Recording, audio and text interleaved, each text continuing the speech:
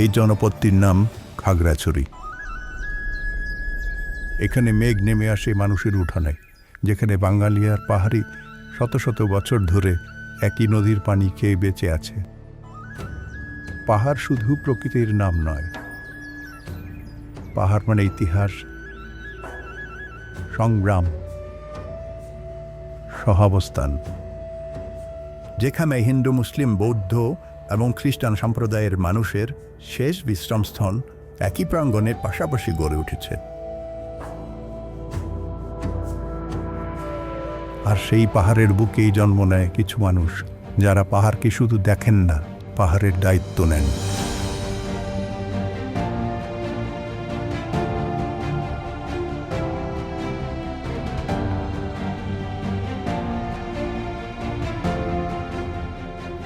এই পাহাড়ের বুক চিরে যিনি রাস্তা বানিয়েছিলেন,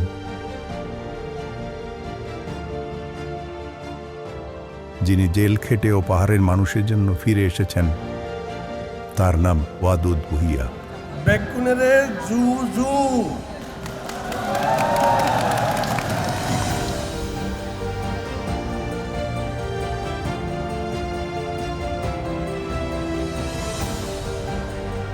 আমরা তাকে চিনি পাহাড়ের ওয়াদুদ নামে।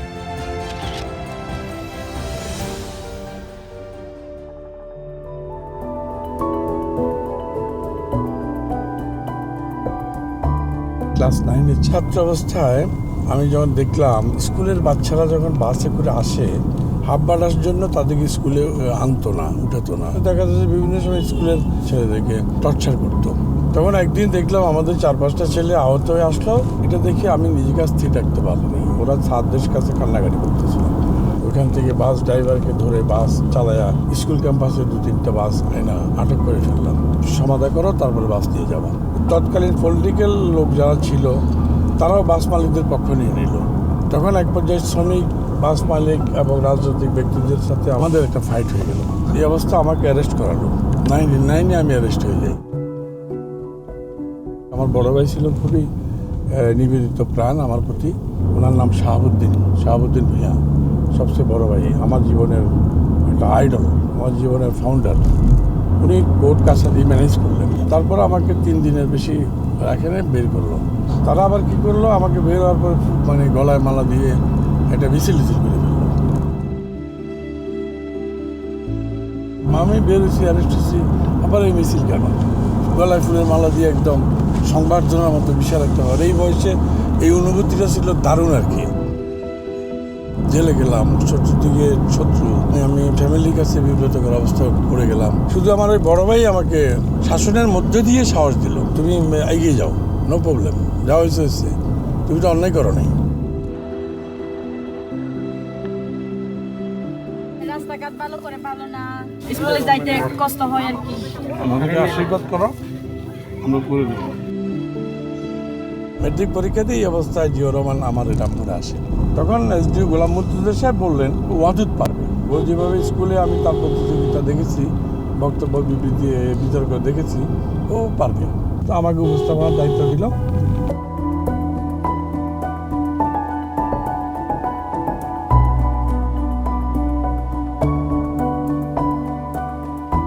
তৎকালীন সময় মানপত্র দেওয়া হতো, মানপত্র লেখা হচ্ছে, মানপত্রের ড্রাফট করা হচ্ছে। আমি যেহেতু একটা জায়গা পেয়ে গেলাম, আমি ইন্টারফেয়ার করলাম।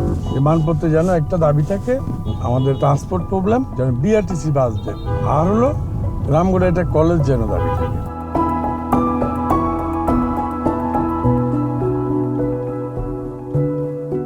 আমি উপস্থাপনা গেলাম, এর মধ্যে আমার বন্ধু একজন এসে বললো যে আমাদের কলেজের যে দাবি এটা নাই, মানপত্র এটা নাই।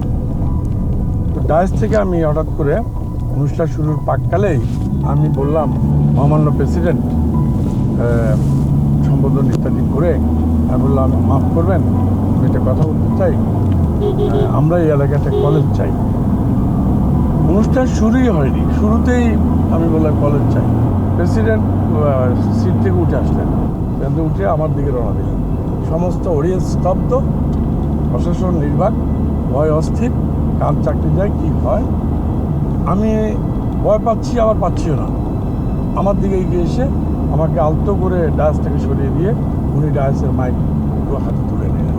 তুলে নিয়ে উনি বললেন, সাবাস, আমি এই ধরনের তরুণ, আগামী দিনে এই ধরনের তরুণদেরকেই চাই, যারা মানুষের কথা বলবে, ওনাদের স্টাইলে বলতেছে, মানুষের কথা বলবে, এলাকার উন্নয়নের কথা বলবে, মানুষের হৃদয়ের কথা তুলে ধরবে প্রশাসনের কাছে। আমি অত্যন্ত খুশি আছি। আপনাদেরকে আশ্বস্ত করতে চাই, এই ক্ষুদে উপস্থাপকের দাবি আমি পূরণ করলাম।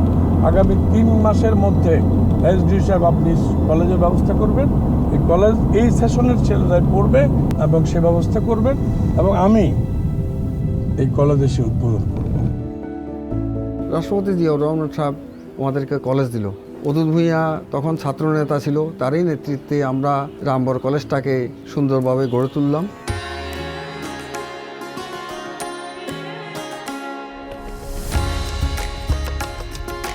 কিছু মানুষ আলোতে দাঁড়ান না, তারা আলো জ্বালান, পাহাড়ের মতো নীরব কিন্তু অটল। আজকে 18 বছর পরে এই কলেজে আসার আমার সুযোগ হয়েছে। আমি আসলে তোমাদেরকে দেখতে আসছি, যেহেতু এই কলেজটা আমার হাত দিয়ে হয়েছে। এদিকে সব জংলা ছিল, জমি ছিল, নিরাপদ ছিল না, ওদের জন্য আমি একটা পুলিশ ফাঁড়িও নিয়ে গিয়েছিলাম। আজকে দেখেছি তোমাদেরকে, তোমরা বড় হও, তোমার লেখাপড়া ভালোভাবে শিখো, ভালোভাবে মনোযোগ দিয়ে লেখাপড়া করবা।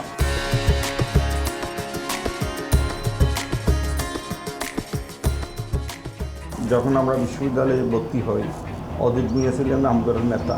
বিশ্ববিদ্যালয়ে যেদিন ভর্তি হয় এর পরের দিনই বিশ্ববিদ্যালয়ের ছাত্রদলের একটা প্রোগ্রামে সে এমন একটা বক্তব্য দেয়, পরদিন সেই বিশ্ববিদ্যালয় শাখা তাকে সহসাংগঠনিক সম্পাদক হিসেবে আত্মপ্রকাশ করে।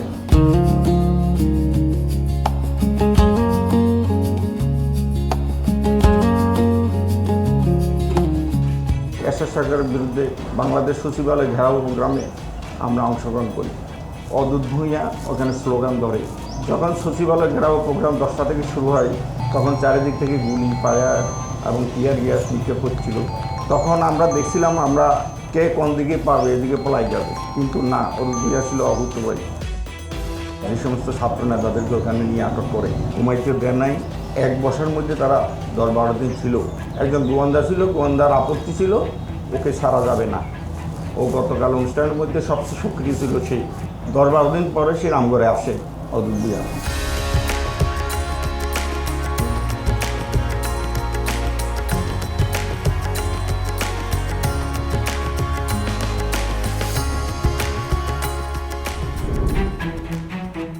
চরম যেটা দিন ছিল রামগড়ের জন্য, সেটা ছিল 1986-এর 22শে ডিসেম্বর। সেদিন চতুর্দিক থেকে আক্রমণ করে এবং আমাদের 24 জন লোক নিহত হয়, এবং এটার মধ্যে উপজাতীয় ছিল, হিন্দু ছিল, মুসলিম ছিল। 83 সালের 22শে ডিসেম্বর যখন রামগড় বাজারে ব্রাশ ফায়ার হয়, অনেক মানুষ মারা যায়, আহত হয়, তাদের চিকিৎসা, তাদের দাফন আমার হাতে হয়েছে। এই মানিকছড়ি, মুলঙ্গিপাড়া থেকে শুরু করে বড় পিলাক, নাকাবাদ, থলিবাড়ি, পুরান নাকাবাদ, সব জায়গায় যত মানুষ মৃত হয়েছে, লাশ হয়েছে, তাদেরকে ফেলে গ্রামবাসী, আত্মীয়স্বজন সবাই পালিয়ে গেছে। দাফন আমার হাতে হয়েছে। তখন এখানে একটা মানুষও ছিল, তার পরের দিন আমরা গুটি করে লোক সারা এলাকা পাহারা দিতাম তার নেতৃত্বে।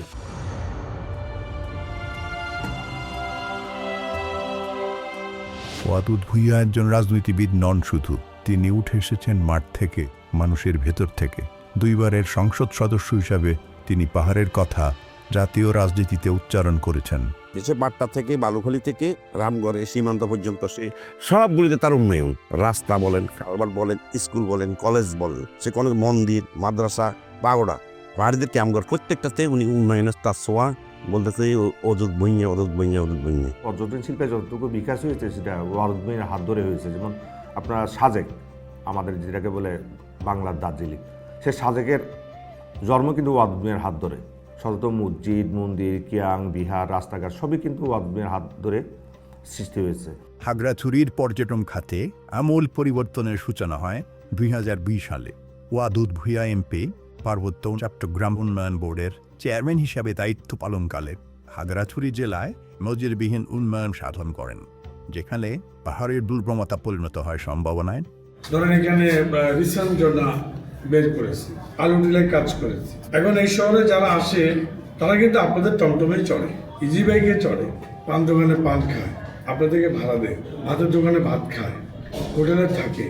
আপনার সাজেকের গাড়িতে যেগুলো হলো মহেন্দ্র, ওগুলোতে করে সাজেক যায়, তাহলে দেখেন কতজনে পয়সা পাচ্ছে, তাহলে কি কর্মসংস্থান হচ্ছে, চাকরির একটা ব্যবস্থা হচ্ছে। সেজন্য ট্যুরিস্টকে আনতে হবে এবং এই জেলাকে পর্যটনমুখী করতে হবে।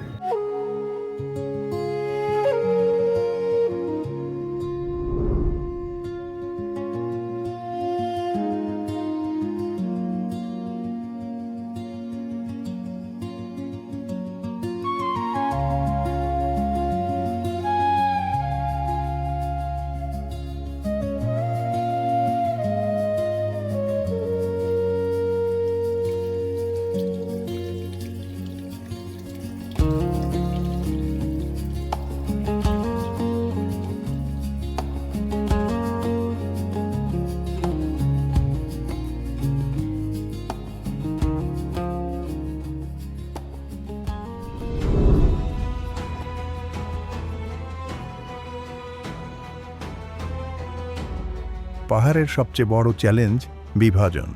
ওয়াদুদ ভূঁইয়া সেই রাজনীতিতে বিশ্বাস করেননি। তিনি বিশ্বাস করেছেন ঐক্যই উন্নয়নের পূর্ব শর্ত। যতদিন বেঁচে আছি আপনাদের পাশেই থাকবো, ছেড়ে যাব না। আমার জীবনে আর যেটুকু সময় আছে আমি আপনাদের পেছনে ব্যয় করতে চাই। আমি অনুরোধ করব অন্তর থেকে বাঙালি বিবেচনা করবেন।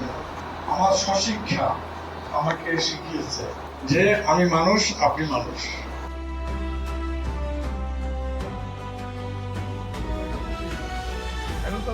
এই দিনে লিখবেন বরাবর চেয়ারম্যান বিশেষ সাহায্য সহযোগিতা এগুলো কি কি চান এটা দেওয়ার জন্য অনুরোধ করা গেল। যে ধর্মের হোক, যে বর্ণের হোক, আমি মনে করি সবাই আল্লাহর সৃষ্টি, ঈশ্বরের সৃষ্টি, ভগবানের সৃষ্টি। আমরা সবাই মানুষ, এখানে কোনো পার্থক্য নাই। আপনি চাকমার ঘরে আপনি জন্ম হয়েছে দেখে আপনি চাকমা, আমি বাঙালি ঘরে আমার জন্ম হয়েছে দেখে আমি বাঙালি।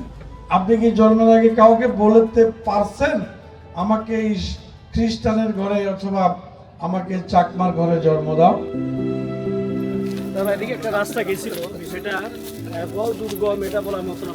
এলাকার মানুষের উন্নয়নের জন্য, এলাকার মানুষের সাথে ভ্রাতৃত্ব বন্ধন সৃষ্টি করার জন্য, ঝুঁকিকে ঝুঁকি মনে না করে পাহাড়ি বাঙালির বন্ধুত্ব স্থাপন এবং সমঝোতা, স্থায়ী শান্তি প্রতিষ্ঠা আমার দায়িত্বের মধ্যে পড়ে, কাজের মধ্যে পড়ে।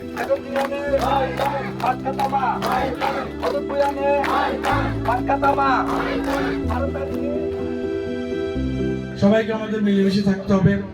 পাহাড়ি বাঙালিকে মধ্যে বন্ধুত্ব, আস্থা, বিশ্বাস স্থাপন করতে হবে। একে অন্যের সুখে দুঃখে থাকতে হবে, একে অন্যকে বিশ্বাস করতে হবে, বিশ্বাস করার মতো পরিস্থিতি সৃষ্টি করতে হবে। তাহলে আপনাকে কোনো পাহাড়ি মারতে আসবে না, আর কোনো বাঙালিও পাহাড়ি বাড়ি পোড়া আগুন দিয়ে পোড়াতে যাবে না। খাগড়াছড়ি জেলা বিএনপির সভাপতি হিসাবে তিনি রাজনৈতিক নেতৃত্ব দিয়েছেন, কিন্তু মানুষের কাছে তিনি পরিচিত একজন অভিভাবক হিসাবে। প্রত্যেকটা যে জাতিগত যে ঐতিহ্যগুলো, সংস্কৃতিগুলো রয়েছে, সাংস্কৃতিক যে মূল স্রোত রয়েছে, সেই মূল স্রোতের সঙ্গে কিন্তু তাদেরকে একীভূত করতে হবে। ছেলে মেয়েরা গিয়ে চট্টগ্রাম, ঢাকা গিয়ে লেখাপড়া করছে, তাদের জন্য খাগড়াছড়িতে একটা ইউনিভার্সিটি করবেন। ওয়াদুদ ভাই এই এলাকার শিক্ষার উন্নয়নের জন্য তিনি অঙ্গীকারাবদ্ধ। খুব বঞ্চিত একটা জনগোষ্ঠী হিসেবে বেড়ে উঠছে, তারা হলো বাঙালি জনগোষ্ঠী যারা গুচ্ছ গ্রামে বসবাস করে। একটা জনগোষ্ঠী যাতে এভাবে পিছিয়ে না পড়ে, তারাও যাতে সুষম উন্নয়নের আওতায় আসে। 2001 সাল থেকে 2006 সাল পর্যন্ত উনি যখন এমপি ছিলেন, কৃষকদের জন্য আমরুপারির জন্য ব্যবস্থা করলো, প্রায় সব দিকেই অনেক উন্নয়ন করছে। উনি অভিজ্ঞ নেতা, পাহাড়ি বাঙালি ডাঙ্গা হাঙ্গা বিষয় এগুলো নিয়েও উনি ভালো বোঝে, ঝামেলা মিলমিশ করতে পারে। সে আরো 5-10 বছর চালাই গেছে, স্কুল মাদ্রাসা সবকিছু করে দিছে, ড্রেন করে দিছে, কাজকর্ম করে দিছে, সে খুব ভালো মানুষ। তাকে তো এলাকায় সবাই পছন্দ করে লিডার হিসেবে। তার মধ্যে কোনো অহংকার নেই, দাম্ভিকতা নেই, মানুষকে নিয়ে পাহাড়কে ভালোবাসে। টাকা যা লাগবে চিকিৎসা করতে আমরা নগদ টাকা দেবো না, চিকিৎসার টাকা দিয়ে দেবো। 17 বছরের সারা নির্যাতিত, এই যে নির্যাতিত হওয়ার পর, সব কিছু হওয়ার পর লিডারশিপ রেখে গেল এবং সবাইকে এই যে বিভিন্ন জন তার চেহারা দেখলে বুঝতে পারে সে কি চায়, কাউকে না বলতে জানে না। উদ্মিয়ার সেই এটা আমার খুব মানুষ হিসেবে রাজনৈতিক নেতা, বড় রাজনৈতিক নেতা, এগুলা তার পরিচয়কে ছড়িয়ে যায়। সে সংস্কৃতি মানা মানুষ। খাগড়াছড়িতে যত কিছু জিয়া রহমানের আবক্ষ মুক্তি, এগুলো সে করেছে। পাহাড় থেমে থাকে না ওয়াদুদ ভুঁইয়ার স্বপ্ন।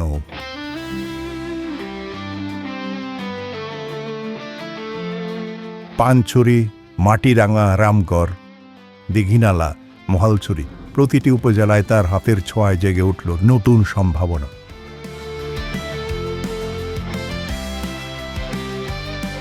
আজ সেই উন্নয়নের ধারাবাহিকতায় নতুন স্বপ্ন আধুনিক খাগড়াছড়ি, যেখানে শিক্ষা, স্বাস্থ্য, যোগাযোগে থাকবে আধুনিকতার ছোঁয়া।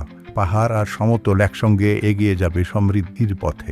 জাতীয়তাবাদী চেতনা ও উন্নয়ন একাকার হয়ে উঠবে। এই স্বপ্ন বাস্তবায়নের লক্ষ্যে তারেক রহমানের সুস্পষ্ট পরিকল্পনা ও দিক নির্দেশনা অনুসরণ করে ওয়াদুদ ভুঁইয়া আবারও দাঁড়িয়েছেন 298 নম্বর খাগড়াছড়ি আসনে ধানের শীষ প্রতীক নিয়ে। আমাদের দলের চেয়ারম্যান তারেক রহমান সিদ্ধান্ত জানিয়েছে, দল মত নির্বিশেষে সবাইকে নিয়ে, প্রতিশোধ ছাড়া, বিবাদ ছাড়া সবাইকে নিয়ে মিলেমিশে আমরা গড়ব দেশ। আপনি লক্ষ্য করেছেন তারেক রহমান তিনি এসে মাত্র যে ভাষণ দিলেন, সেই ভাষণের প্রথম বক্তব্য ছিল, পাহাড় এবং সমতলের মানুষকে আমরা শান্তিতে থাকতে চাই, উন্নয়ন করতে চাই। জিয়ার স্বপ্ন, খালেদা জিয়ার সাহস, তারেক রহমানের পরিকল্পনা এবং ওয়াদুদ ভুঁইয়ার নিষ্ঠা, এই সম্মিলিত শক্তিতে খাগড়াছড়ি এগিয়ে যাবে নতুন উচ্চতায়।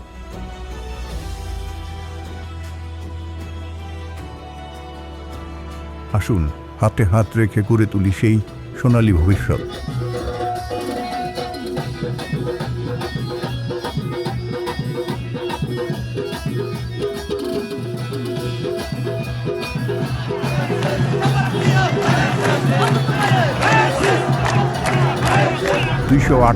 আসনে ধানের শীষের প্রার্থী ওয়াদুদ ভুঁইয়া খাগড়াছড়ির উন্নয়নের অগ্রযাত্রী।